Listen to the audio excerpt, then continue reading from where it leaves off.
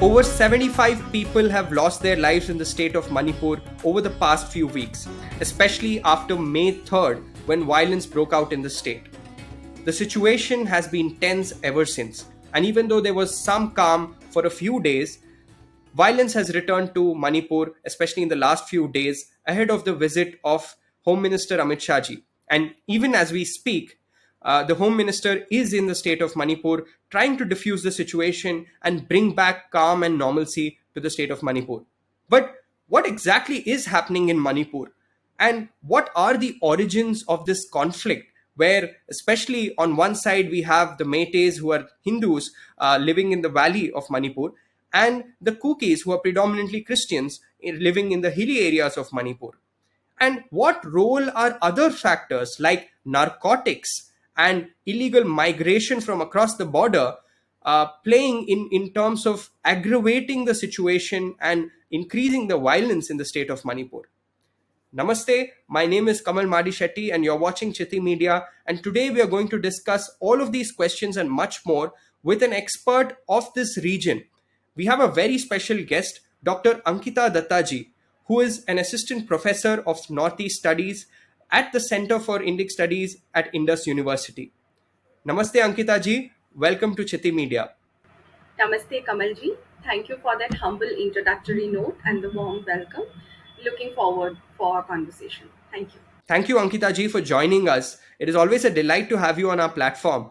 I want to begin this conversation by, looking at the very basics, Ankita ji.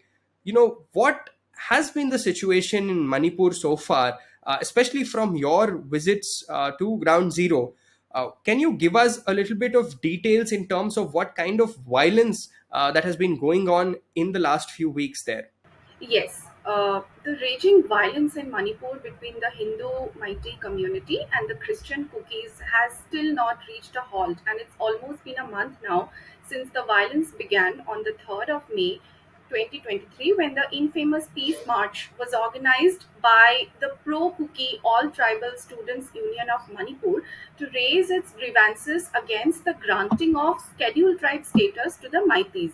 Initially, this peace rally was supposed to be held in all the tribal dominated districts of the state, but it later took place only in the Kuki dominated district headquarters of Churachandpur, Kankokpi, and Tengnopal. Now, as of now, at present, the Manipur High Court has deferred its decision on the matter of granting ST status to the Meiteis by 1 year. But resorting to violence on the part of the Kukis, while peaceful means were very much available to address this issue, has raised several uncomfortable questions with regard to the character, the political disposition, and the larger agenda, the larger game plan of the Kuki leadership. Moreover, the argument that a perception of fear had generated such widespread violence across the Kuki dominated districts of Manipur is false because the Naga dominated districts have remained almost completely peaceful. Now, the violent sequence of events that initially began with the burning of houses and temples of the Hindu Meitei community by the Kukis at Torbung village of Bishnupur has now escalated to kidnappings and abductions of innocent villagers by armed Christian Kuki militants. In fact, just a few days back, on the 25th of May, a group of around 10 such suspected militants who came down from Thingsat Kuki village and entered Chirik Loitong village under Sekmai police station in Imphal West district had abducted an 83-year-old Hindu Meitei man and also looted his farmhouse, carrying away some cows and goats. Prior to this, on May 19th, in the Dolai Thabi area of Imphal East district, several abandoned houses of Hindu Meitei families were set on fire by Kuki militants donning black colored uniform. And they did not just stop at this. These same houses were later occupied by the militants by constructing bunkers. Meanwhile, the Indian Army and the Assam Rifles have beefed up security across Manipur amid reports of fresh violence pouring in from different corners of the state. However, despite the heavy deployment of security forces in the region, the overall law and order scenario continues to be a serious challenge for the government, with no sign of the situation returning to normalcy anytime soon.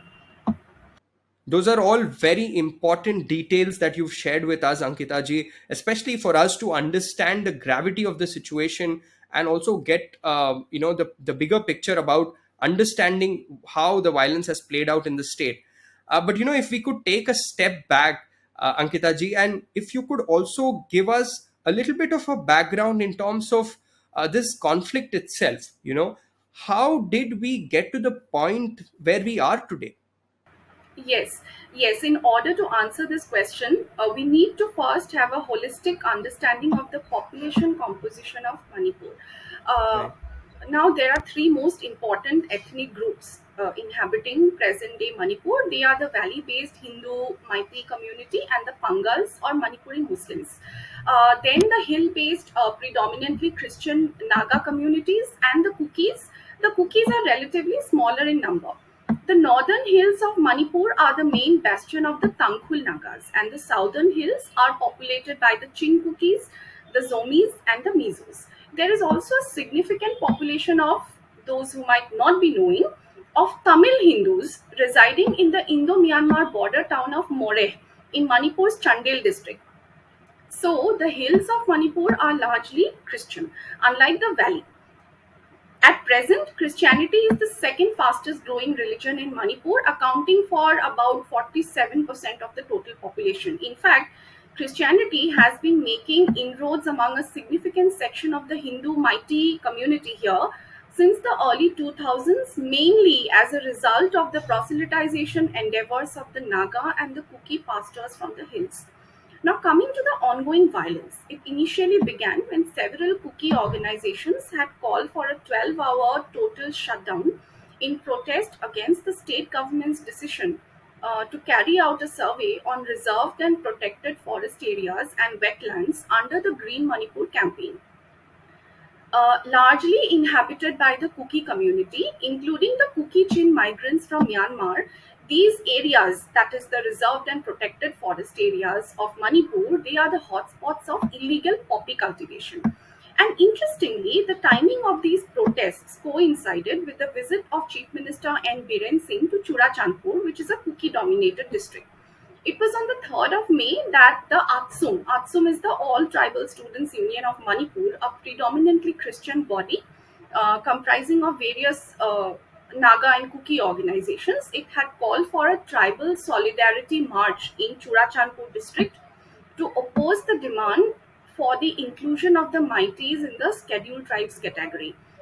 Initially, the protests were concentrated in the hill districts of Manipur, specifically Churachandpur, but they soon began to take a violent turn.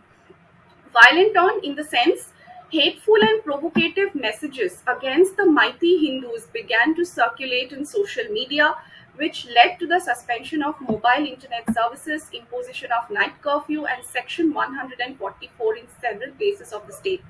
The same organizations which were a part of this protest also expressed their displeasure after the government of Manipur had ordered for the demolition of some churches which were constructed on illegally occupied lands in Imphal during an eviction drive that took place in March 2023. And then came the directive of the Manipur High Court to the state government for the setting up of a committee to consider the matter of including the Meiteis in the scheduled tribes category.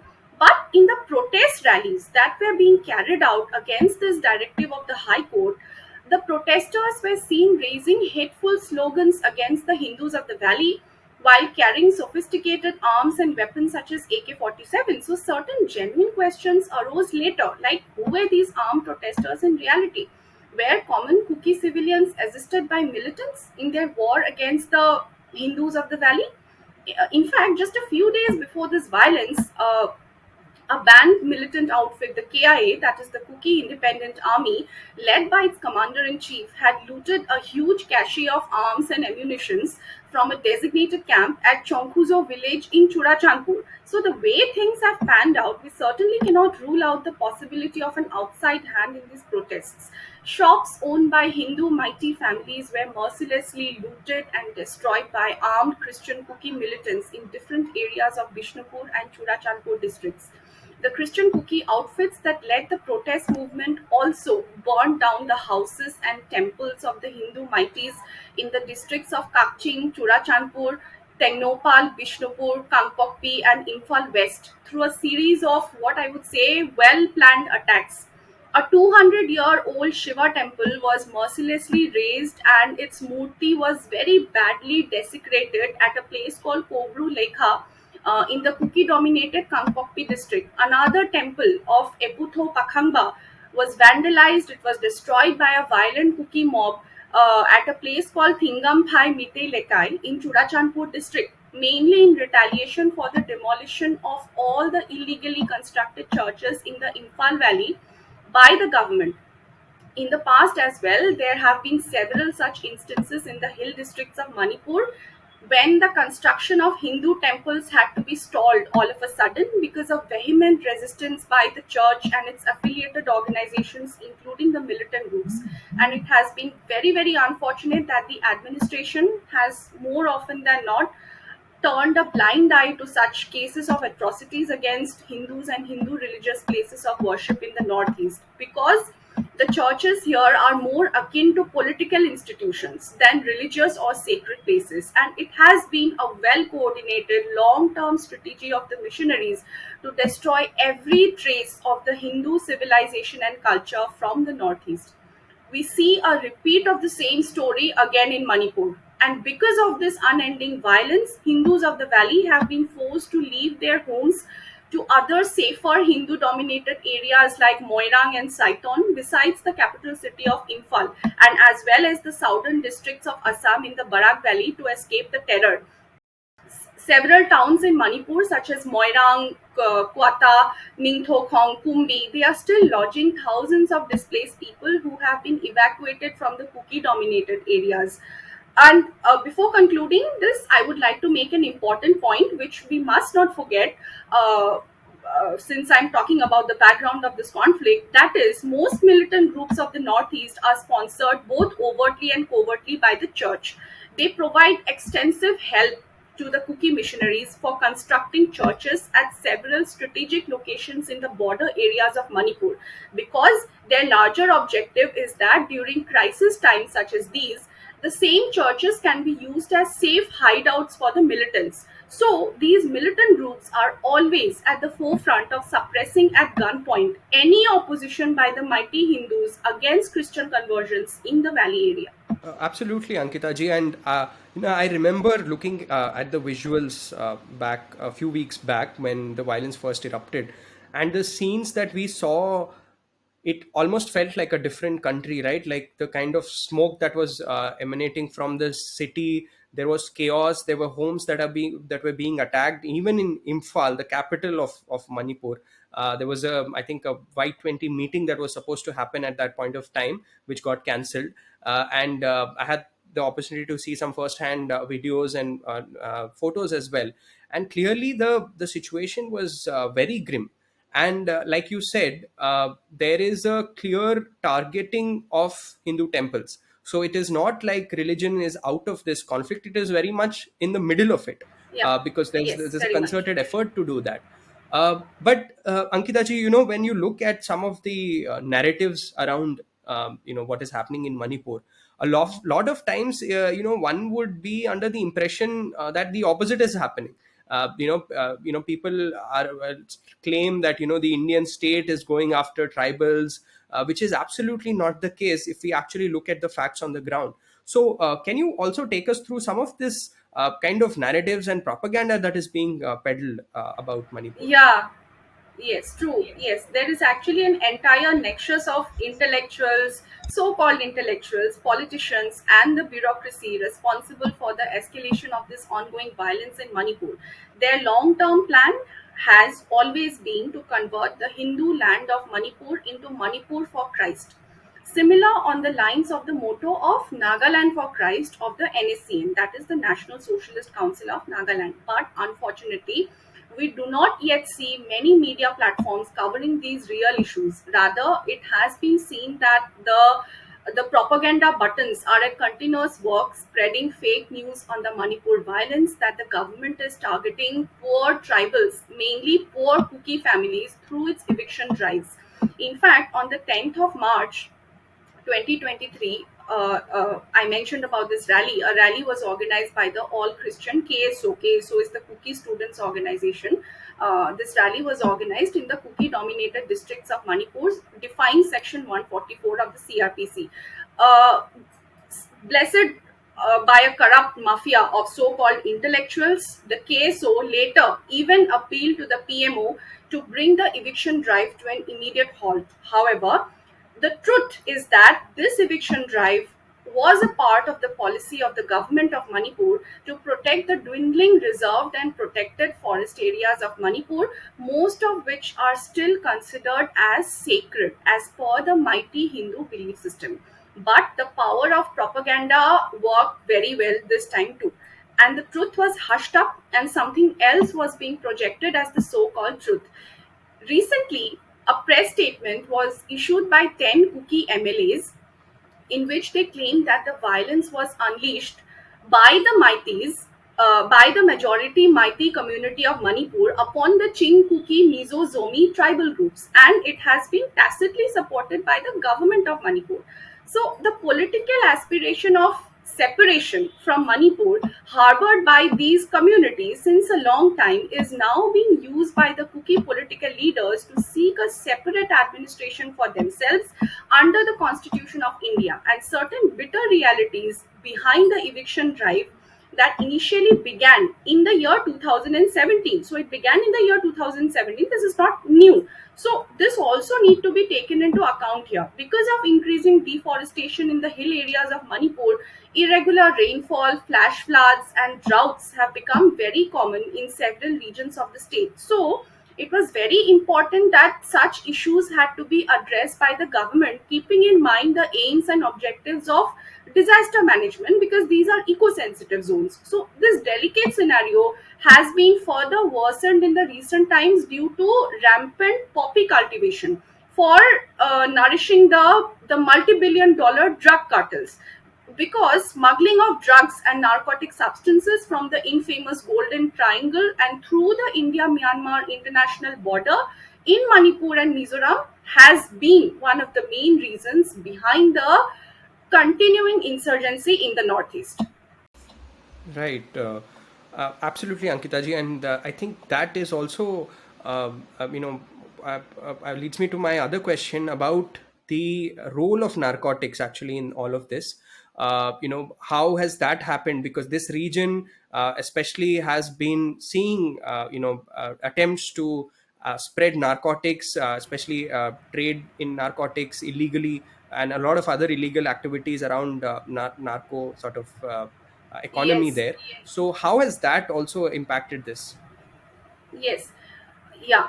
For those who might not know about this, we must know that almost all the Kuki dominated hill districts of Manipur, the Kuki dominated hill districts of Manipur, I repeat, they are the hotbeds of poppy cultivation in the state. Many top politicians and bureaucrats, besides militants and drug lords from Manipur, from not just Manipur, but Mizoram, Nagaland, and Myanmar, are both overtly and covertly associated with this immensely lucrative business of illegal drugs and narcotics. They threaten the villagers of dire consequences if they do not toe their line.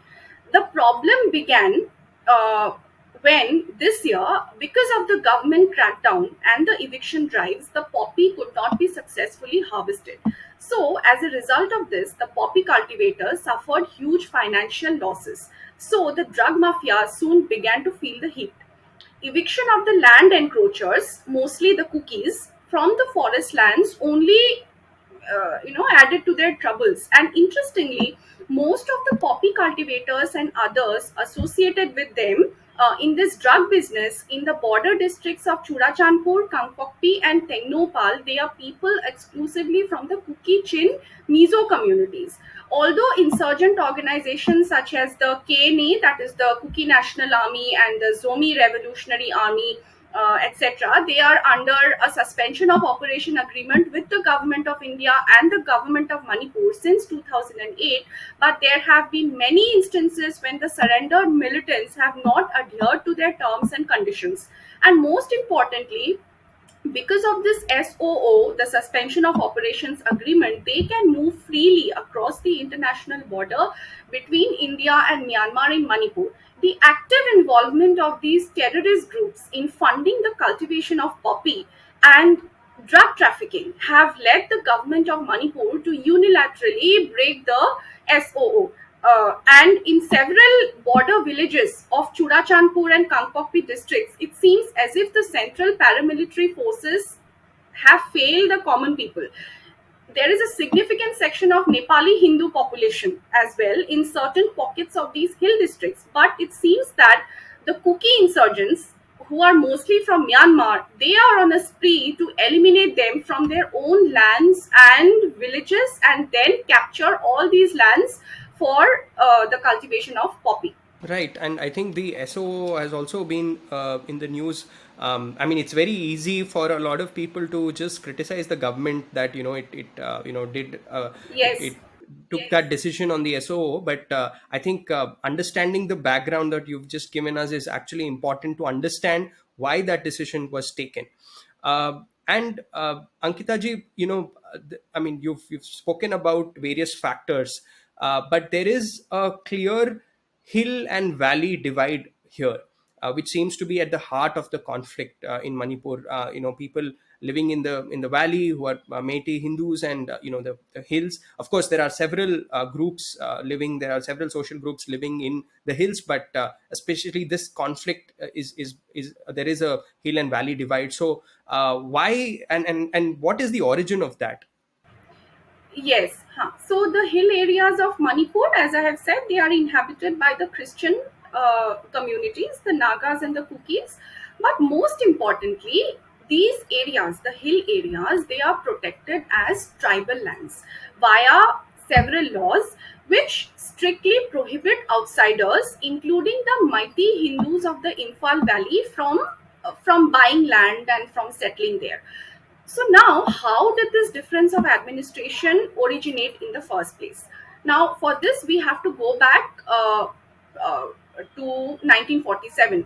Prior to 1947, prior to the partition of Bharat in 1947, the king of Manipur had promulgated two laws. Now, this was for the purpose of ensuring the smooth administration of the Imphal Valley and the hill districts. One of these laws was the Manipur State Constitution Act for people of the valley, and the other was the Manipur State Hill Administration Regulation for the hill districts, for the hill residents. And this was where and how the difference in the administrative setup of both these regions of the state began. And this difference of administration between the hill and the valley continued to be operational even after Manipur joined the Union of India as a full fledged state in the year 1972. When Manipur was a union territory, prior to this, the government body of the hill areas was known as the Standing Committee. But with the promulgation of the two laws which I have just mentioned, those living in the plain areas could no more buy land in the hill areas. So the Hindus basically, they could no more buy land in the hill areas of their own state. After Manipur gained statehood in 1972, the Standing Committee of the Hills was renamed as the HAC, that is the Hill Areas Committee, and it was entrusted with the responsibility of safeguarding the interests of the hill residents of the state. The root of the problem lies in the fact that the current administrative system provides complete administrative autonomy to the elected hill areas committee.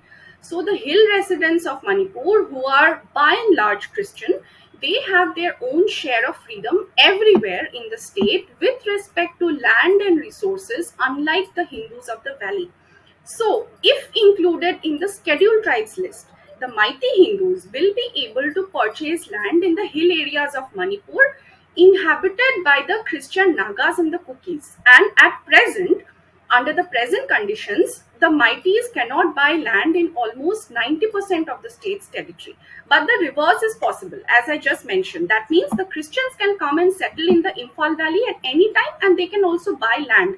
So we can see, this has led to a huge imbalance between the rights and freedoms of the Hindus in their own land vis-a-vis those of the Christians, because at present the Meitei Hindus comprise 42 to 45% of the total population of Manipur, but they reside in a very very small area of the state, which is hardly 10%. On the other hand, the hills comprise more than 85% of the state's total area, but in the hills, only 40 to 42% of the non-Hindu population resides. So the religious demographic imbalance of Manipur is starkly visible. It becomes more clear when we have a glance at the figures of the census right from 1901, when the Hindu population of Manipur was 96%, but it had fallen to 64% by the year 1949. So there has been a drastic decline in the percentage of the population of the Hindus in Manipur over a period of time.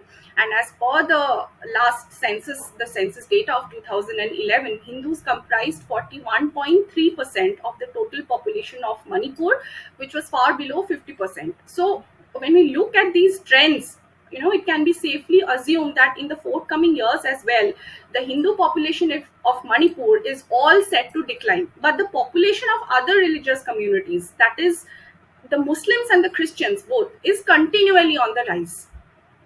I think that's all I have to say on this. Yeah, it is a very lopsided arrangement that exists right Yes. now, and like you rightly mentioned, that even though the mighty Hindus constitute, I mean, a much larger portion in terms of the population numbers, the land available to them is so little, and it has been shrinking also because of other, I mean, migration from elsewhere. And I think the at the heart of it is that those legal instruments which prevent people from accessing the hilly areas.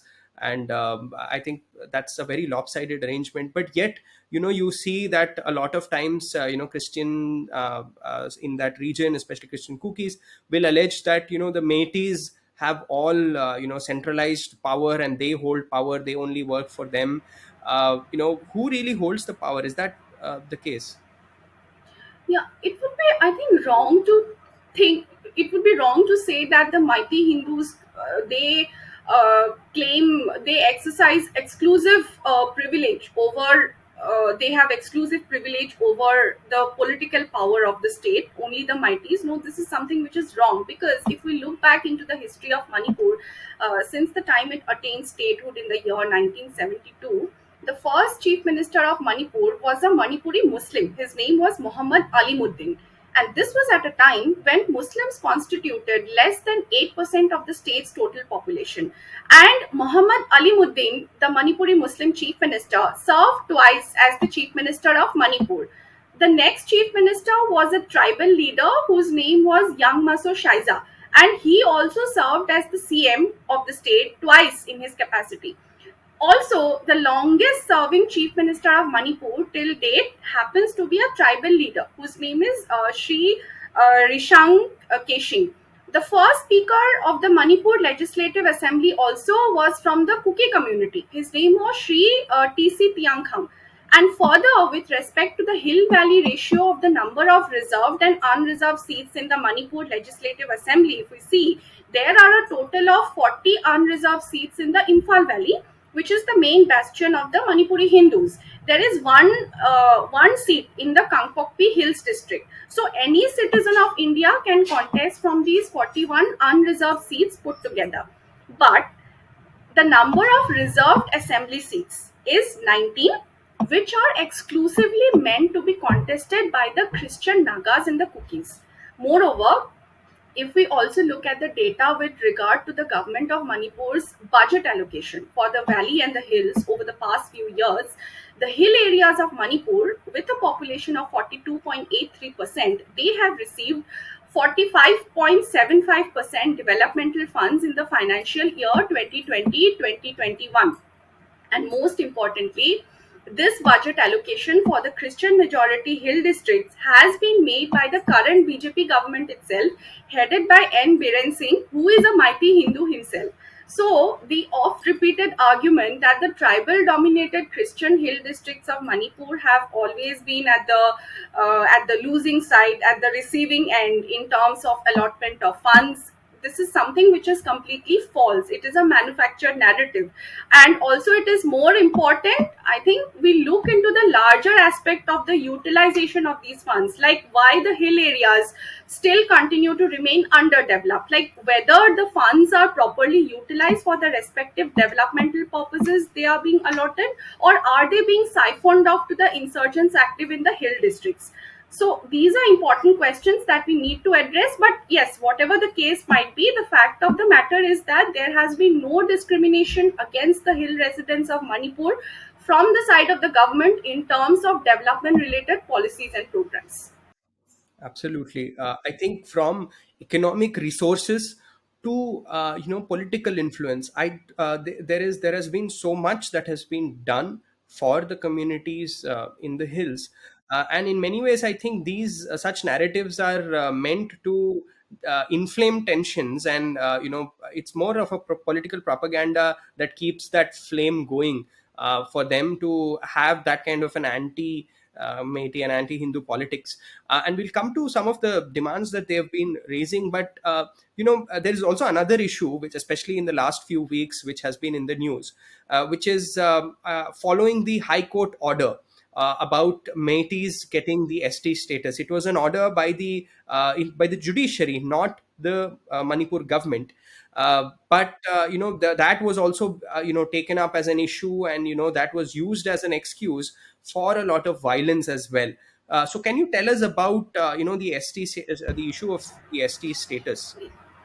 Yes. I have already explained the disparity of rights and freedoms with respect to land and resources between the Hindu population of the valley and the Christian population in the hills of Manipur, which has led to the clamor for the recognition of the Meiteis as a scheduled tribe. Now, the question is, don't the Meiteis have equal rights as the Christians of Manipur under Article 371C of the Constitution of India to protect their lands, resources, and culture? They do have the right. So, in that sense, the concerns of the Meiteis are justifiable, considering that they are losing out to the Muslims and the Christians demographically and culturally in almost every passing decade. But various groups and organizations of the Kukis, mainly aided by the church, are raising the allegation that if the Meiteis are granted ST status, if they become STs, they will grab all the jobs reserved for the STs. Why? Because overall, the educational qualifications of the Meiteis are far better than the Nagas and the Kukis. This is what the Kukis are saying. But from the perspective of the Meiteis, they are not demanding ST status to grab reserve jobs. Instead, they are saying that without the ST status, they are on the verge of becoming extinct in their own ancestral lands.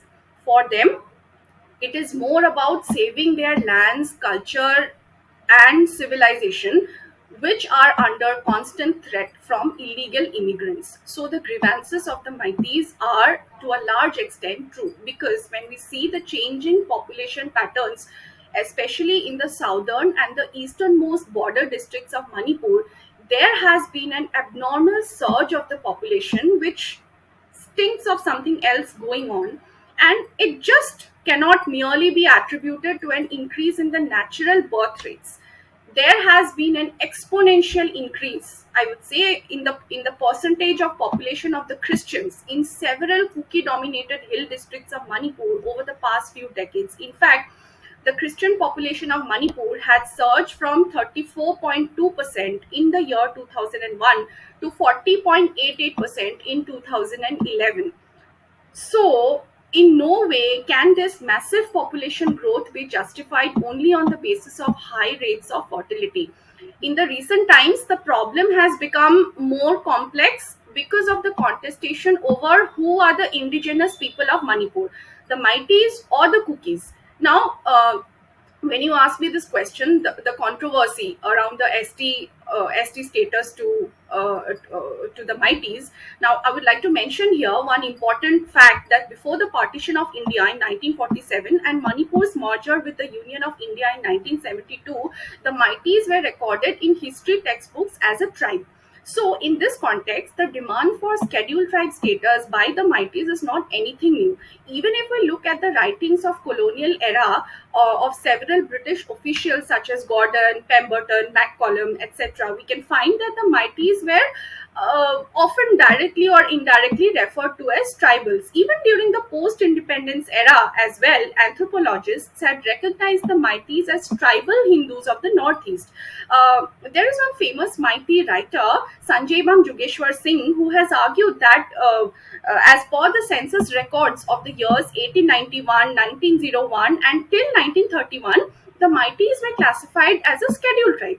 But from the gazetteers of 1951 onwards, the Meiteis were removed from the list of scheduled tribes of the Union of India without any definite intimation or communication to them or the government of Manipur on this matter. The Ministry of Tribal Affairs of the government of India was also not consulted for this purpose.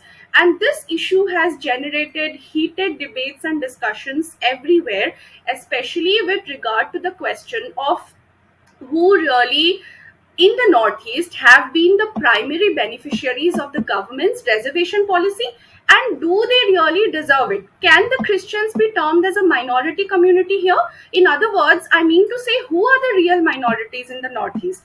In the context of Manipur, as I just explained, economic backwardness of the hills doesn't seem too good an argument because there are several areas in the valley area also which are poorer than the hills. So the government needs to take into account all these multifaceted aspects of the problem before finally implementing any policy concerning any community. And it is very important that a healthy debate is initiated with respect to the issue of the drastically increasing Christian population growth in the Northeast vis-a-vis their falling total fertility rates, the TFRs. Right, that is a very interesting point, Ankita ji, and something that is also very concerning because, like you mentioned, the demographic change that has been happening. You said about how there have to be other factors. Now, one of the other factors is also the migration that has been happening from Myanmar, and probably, especially after the military coup there, which might have also accelerated that. So, what has been and how in what ways have has that been happening, especially the infiltration that has been happening and this demographic imbalance that you spoke about, how is that happening? Yeah, so this began since the time the British left India in the year 1947, and the migration of people from the Kuki Chin, they are also known as Kuki Chin Zo. In Manipur, they are commonly referred to as Chin Kukis. So Kuki Chin Zo community, their migration into India can be divided into different phases. For the purpose of having a holistic understanding of the current situation, of the current problem. Now, initially, the migration began towards the late 1950s and the early 1960s, at that time when Myanmar was battling a deadly civil war. And during this period, refugee camps were set up in several border towns of Manipur's Churachandpur district. A majority of these refugees later chose to stay back in India and they never returned to their home country. It was later reported that they were resettled in Manipur by the then Congress government at the center. In August 1988, this was the second phase of the migration when Myanmar was witnessing widespread protests and demonstrations against the military junta. A huge population of the Chin Kukis who were displaced from their homes due to continuous infighting between the rebel forces, they sought refuge in Bangladesh and as well as neighboring Manipur. So this was the second phase of their migration when Manipur's three hill districts, namely Chandel, Churachandpur, and Senapati, registered a record increase in the number of foreigners. And like the earlier batch, this second batch of refugees too, they did not go back to Myanmar. The then governments at both the center and the state also did not take any necessary action for deporting this huge foreign population. Now, after this, the third phase of the Kuki Chin Zo migration happened in 2005 2006 after the Assam Rifles and several Kuki militant organizations entered into an informal ceasefire. Subsequently, Kuki militants stopped their attacks on the security forces, and accordingly, the Assam Rifles too halted its counterinsurgency operations against the militants. But this ceasefire lasted for a period of about 6 months. Uh, then going back to 2008, in 2008 a total of 25 Kuki militant groups affiliated to the Myanmar based KNO is the Kuki National Organization, and the ZRA is the Zomi Revolutionary Army. They entered into a tripartite, as I said, the SOO, the Suspension of Operations Agreement, with the government of Manipur. So, continuous political instability in Myanmar has led to a significant number of Myanmarese nationals illegally crossing the border and entering into Manipur. And not just Manipur, the states of Mizoram and Nagaland, too, which share an international border with Myanmar, have seen an unregulated influx of illegal Myanmarese nationals, especially over the past 5 to 6 decades. And it might also be quite possible that many of these migrants have come to Manipur via Mizoram and Nagaland. And thanks to the corrupt bureaucracy of our country, procuring Aadhaar cards and voter ID cards for these illegal immigrants has never been much of a hassle. So, this is something which I had come across during my work, and this is a very serious issue because without a clearly defined national policy on refugees, it is the original settlers, I mean the native population, which is at the losing end every time. Moreover, the designated refugee camps, they are not well regulated. So once the migrants make way across the border, they have the support of the earlier migrants who have already settled there.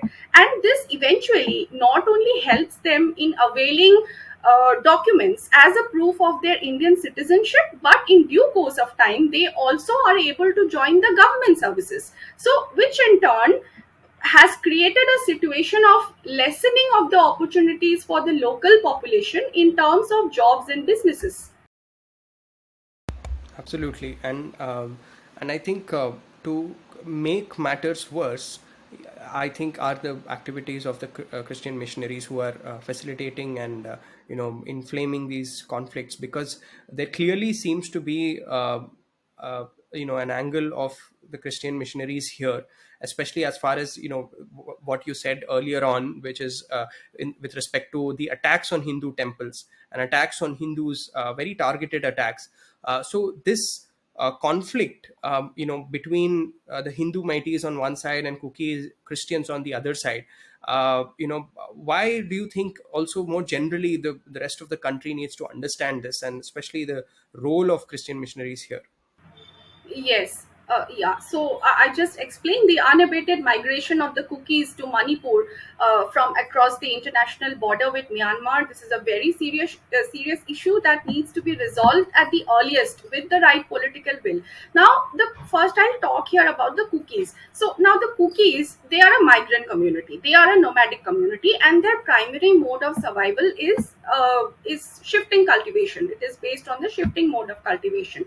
So conflicts related to the ownership of land and property rights between the Kukis on the one hand, I'm talking about Manipur, and the Meiteis and the Nagas on the other, they have occurred several times in Manipur earlier as well.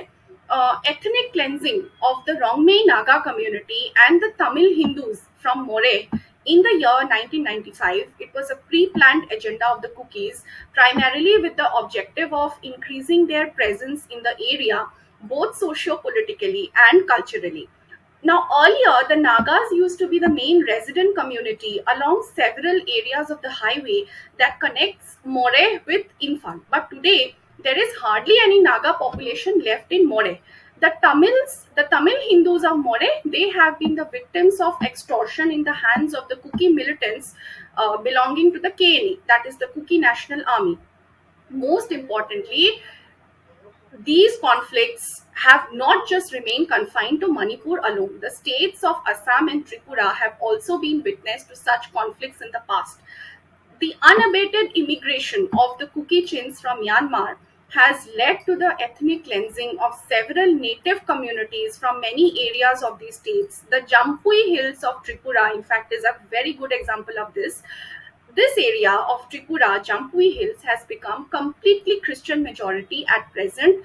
chiefly because of illegal immigration of the Christian Kukis from Myanmar, and this has led the original settlers of this area, that is the Hindu Riangs and the Hajongs, to move out to other safer Hindu dominated locations. In fact, there was a Shiva temple, a famous Shiva temple situated at a place called Behling Shiv in the Jampui Hills area of Tripura, which was destroyed by Christian Mizo and Kuki groups. This was in the year 1997. And in this context, with reference to Manipur, we cannot overlook the exponential spike in the population of the Kukis right from 1901 till 2022, along with a simultaneous decline that has been registered in the population of the Nagas and the Meiteis. And the figures are very, very alarming, because in 1901, the Kukis accounted for only 1% of the total population of Manipur, whereas the Meiteis and the Nagas, in 1901, the Meiteis constituted 60% and the Nagas 16% of the total population in 1901. But in 2022, the Meiteis constituted 49% and the Nagas constituted 15% of the state's total population, respectively. But on the other hand, the Kukis accounted for 29% of the population of the state. So the population growth rate of the Christian Kukis has been consistently on the rise, but that of the Meiteis and the Nagas has maintained a relatively uh, a stable curve over the past 30 years or so, and the population of the Kukis has been estimated to be around, at present, 30% of the total population of Manipur, that is approximately 9 lakhs. And a rough estimate of the population of the Kukis in the year 2022, based on Manipur's birth rate for the year 2021, that is 13.3, it comes to around 5.4 lakhs. So even a conservative estimation, it shows an unaccounted excess of 2 to 3 lakhs of the population of the Kukis. And so this has been an abnormal spike, and the cause of this abnormal spike in the Kuki population growth rate, it points towards an inorganic growth of their population through illegal immigration from across the border with Myanmar. And the patterns of migration of the Kukis, who are a wandering community, a nomadic community, as I mentioned earlier, the patterns of their migration at different periods of time in history have been chiefly determined by the search for more and more land. So the Kukis do not basically have any sense of belongingness over the land in which they settle. And in most of the border towns and districts of Manipur where they have settled, they have dispersed themselves into several smaller villages, which has eventually led to the displacement of various Meitei and Naga communities from their ancestral lands. Right, and going back to some of those provisions that you mentioned legally that prevent Métis from actually accessing these areas. So the areas are sealed, and the population has been over there has been increasing because I think they can afford to do that. But that also sort of makes me wonder what has been supporting this infiltration. Especially, I mean, economically or otherwise, and also does is it also in any way relate to the question of narcotics that we discussed earlier? What is that nexus between the infiltration and also narcotics on the other hand? Yes, I'll explain this a little bit in detail, because, as per intelligence reports, Kuki militant groups aided by the church, they have been playing an important role in facilitating the illegal entry of the Kuki Chins to India from Myanmar. So, after imparting them certain basic skills of reading and writing in the local language, after they cross the border, they are sent for military training in the militant camps, which are generally situated along the India Myanmar international border in Manipur's Churachandpur district. These migrants are later settled in the old villages, whose villagers are then compelled to shift to a new village. And most importantly, the migrants are employed by the militants in the poppy fields, either as daily laborers or as small time drug peddlers. So, the fact that there has been an uninterrupted illegal immigration of the Kuki Chin Zo population from across the India Myanmar international border in Manipur, leading to a massive demographic imbalance in several border districts of the state, can no longer be denied.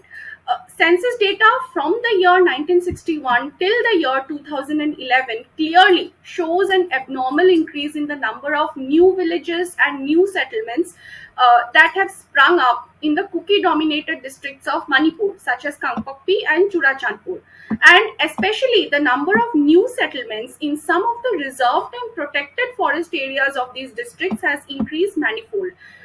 It would not be wrong to say that the militants almost run a parallel government in these districts, which also quite obviously happen to be the hotspots of cross border trafficking of drugs and narcotics and illegal trade of various wildlife. Recently, a free movement regime or FMR was cancelled by the government of Manipur, which had earlier allowed 16-kilometer free movement across the India Myanmar international border in Manipur without a visa. The government of Manipur had availed assistance from the central government to complete border fencing and establish 34 police stations along the unfenced regions of the border. So this endeavor of the state government, it was perceived as a threat to the illegal migrants who had been settled in the hill region of Manipur for several decades, and they were undergoing training with the various insurgent groups. And as I have already explained, the entire process of how Kuki migration has been taking place and the subsequent process in which the migrants are able to avail different documents as a proof of their Indian citizenship and various other government facilities has been facilitated by not just by merely top politicians and bureaucrats, but as well as the leaders of various insurgent organizations, Christian missionaries, and high profile drug dealers. So, in a way, the politics of cookie chain migration into the hill states of the Northeast cannot be discussed without taking into account the larger picture that involves so many different angles, such as money laundering, narco terrorism, religious conversions, etc. Right. Very important points there, Ankita ji. And I think that also reminds us the need for countering these things on an urgent basis. One of the things I was just looking at the news and what some of the meetings that let's say the Home Minister has been having in the state. It is very concerning that some of the Kuki leaders have said that they want a separate homeland or a separate administration, as they put it. This has become like it has been mainstreamed in a way because of the violence that has happened over the last few weeks. Can you also tell us about this particular demand? What is the intention behind it, and what can it lead to? Yes, so as I have mentioned with reference to census data, the population of the Kuki Chin community has gone up drastically, even way ahead of the Naga community. So the consequences of this, both short term and long term, on the electoral dynamics of the state of Manipur cannot be ignored anymore, because there is every possibility that the number of unreserved electoral constituencies in Manipur might get reduced, whereas the number of reserved constituencies exclusively meant for the cookies in the cookie dominated areas may increase in due course of time. And in this context, the agenda for establishing a separate cookie zomi homeland, or what is also known as Greater Mizoram, needs to be understood further. It is known by several other names, not just Greater Mizoram, but it is also known as Zalingam, Zoram, etc. So, this political imagination of a separate Kuki and Zomi homeland dates back to the late 1980s, when the Kuki Zomi insurgent group, the KNO, uh, that is the Kuki National Organization, was formed.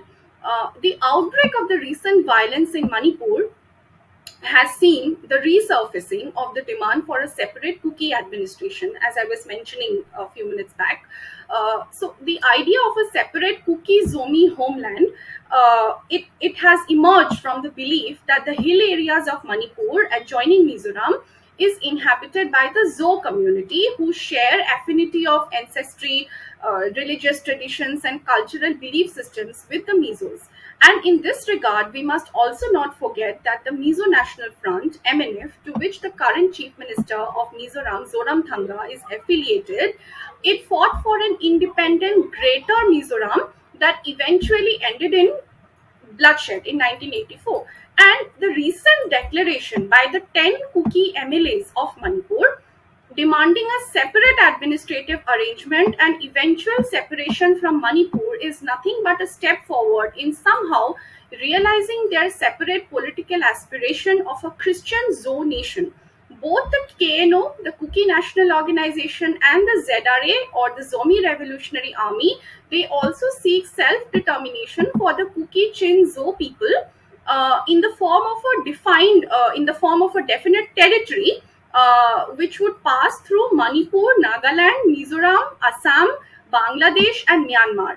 Because various Kuki organizations and their armed outfits claim more than 60% of Manipur's territory to be incorporated in the separate Christian Zone nation or Greater Mizoram. Now, this region encompasses the Southern Hills area surrounding the Imphal Valley on three sides.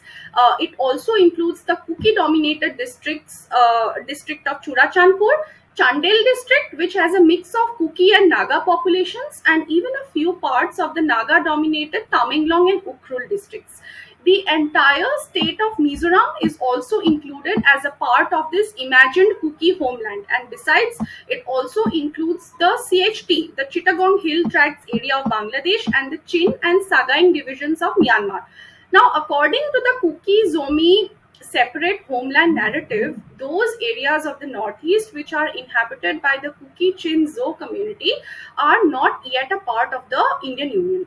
In fact, in the year 2012, influenced by the demand for a separate state of Telangana, an organization called the KSDC, that is the Kuki State Demand Committee, was formed. And after the formation of this organization, the Kuki State Demand Committee, the movement for a separate Kuki land gained a different momentum.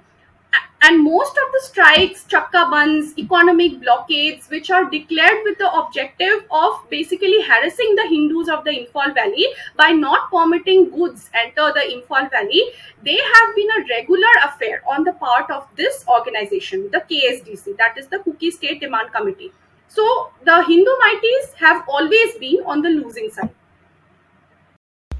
Right, and I think it's a very grim situation out there as far as these demands are concerned, and giving in to more and more of such legal, political provisions, I think will only make the matter worse.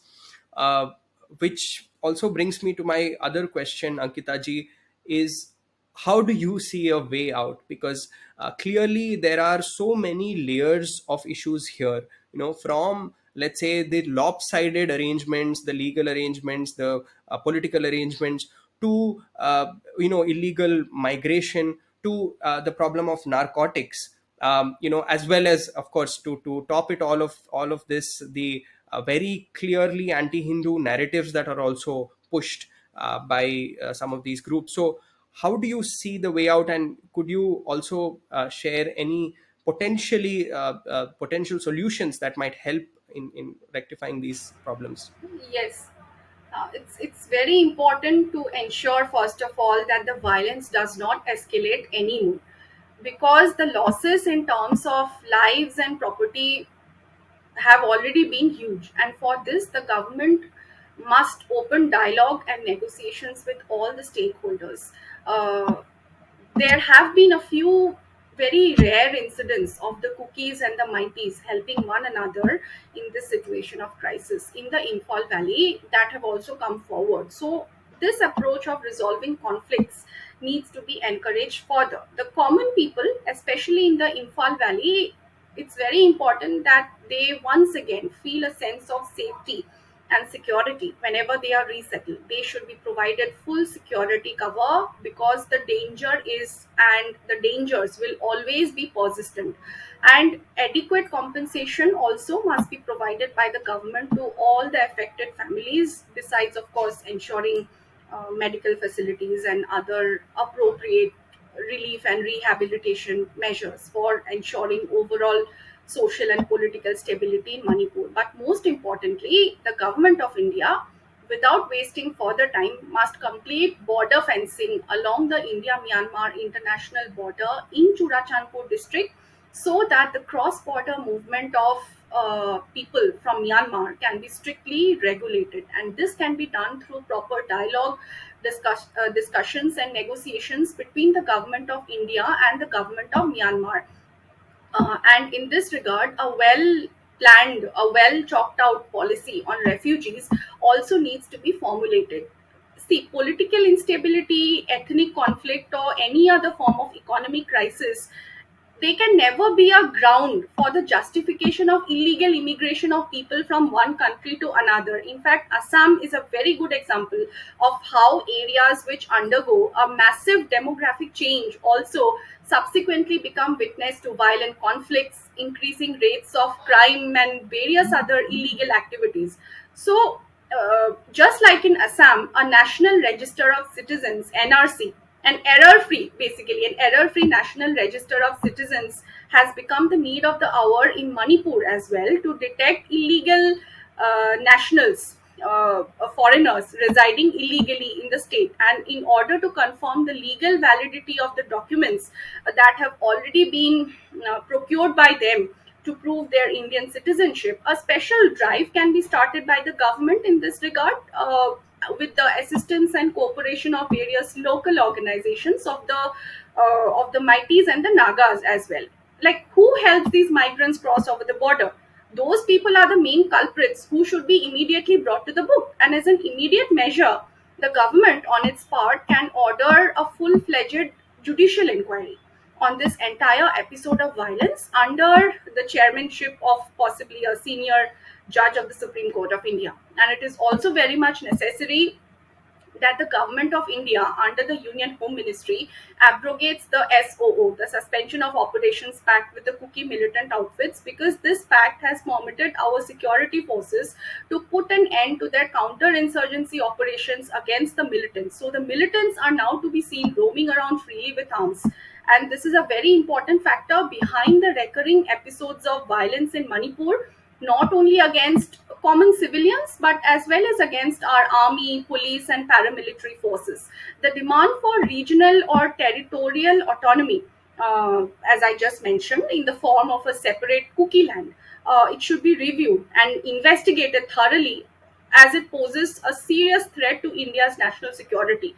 And appropriate inquiry is a must with regard to the suspicious role of evangelical forces in Manipur in the present situation of violence.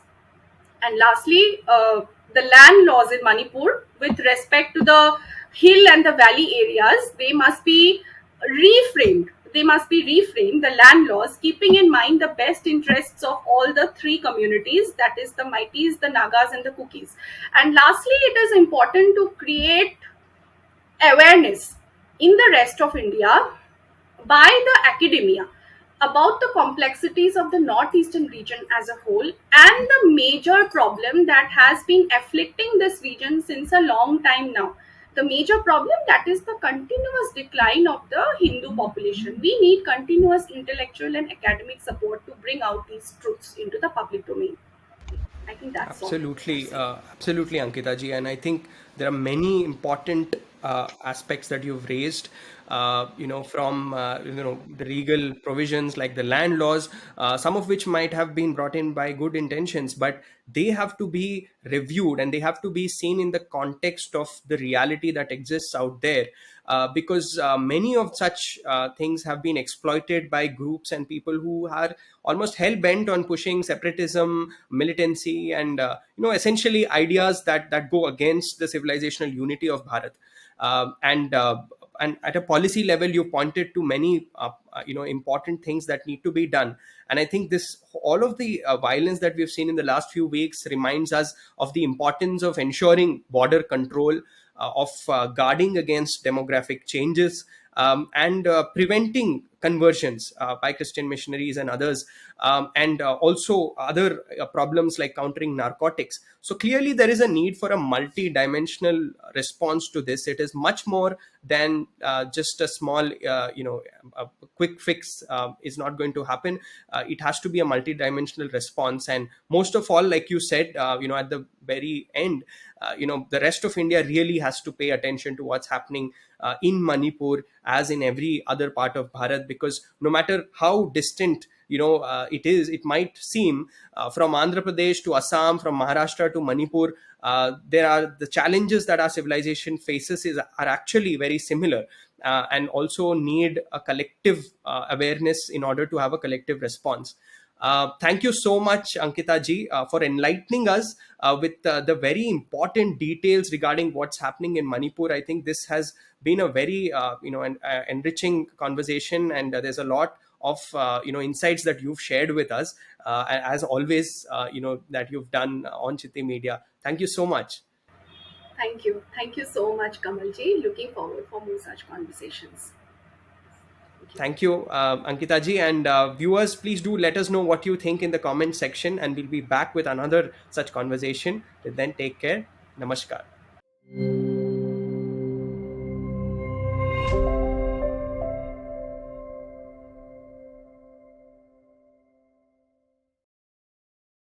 Please remember to subscribe to us and switch on the notifications for this channel.